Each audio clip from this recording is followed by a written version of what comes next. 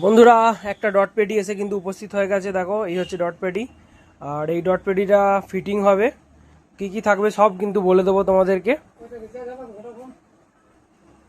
এটা হচ্ছে 12 ইঞ্চি বক্সের জন্য ডট পেডি রেডি হচ্ছে, আর এখান থেকে কিন্তু 12 ইঞ্চি আমার 350 ওয়াট স্পিকার নিয়ে গেছে। আর এই হচ্ছে ডট পেডি, আর টোটাল আছে দেখো এই হচ্ছে ফিনিশিং ডট পেডির। প্লাস ওখানে Q1 এর ইকোলাইজার আছে, ইকোলাইজার বসবে, হর্ন সার্কিট বসবে, তারপর আছে আরও অনেক কিছু আছে, তো সেগুলো সব কিছু বসবে, DA20 আছে, সব কিছু বসবে। তো তোমরা আস্তে আস্তে কিন্তু সব কিছু দেখতে পাবে, যেমন আগের ভিডিওতে তোমরা দেখেছিলে, আর এটাও কিন্তু দেখবে।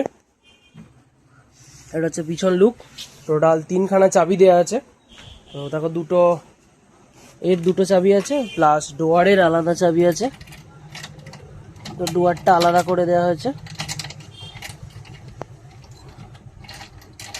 এই ডোয়ারটা আলাদা খুলছে না কেন,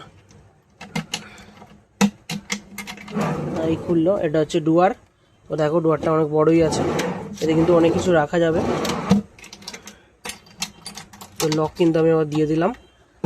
আর এখানে ইকোলাইজার সেকশন করব, এখানে প্রেসার বোর্ড সেকশন করব, আর এখানে ডিভিডি সেকশন। দাদাদের কিন্তু ডিভিডি এখন কিছু বলেনি, তো ডিভিডি দাদারা পরে লাগিয়ে নেবে। জাস্ট এখানে যে যে জিনিসগুলো দিয়েছে সেগুলো বসাবো, আর এখানে একটা এনসিবি বসিয়ে দেবো। তো এবার এনসিবি বোর্ড, পিছনে যে ইলেকট্রিক বোর্ডটা সেগুলো কিনে নিয়ে চলে আসি, এনে রেডি করে দিই। আর এইরকম যদি ডট পেডি ফিটিং করাতে যাও বা শুধু ডট পেডি কেবিনেট লাগে, অবশ্যই যোগাযোগ করে নিতে পারো। সব 19 mm প্লাই দিয়ে আছে, দেখো সব কিন্তু 19 mm প্লাই। আর ভেতরে ফুল টাকচার করা আছে, দেখো পুরো টাকচার আছে, এর উপরে যত ইচ্ছা মেশিন বসাও, কিচ্ছু হবে না।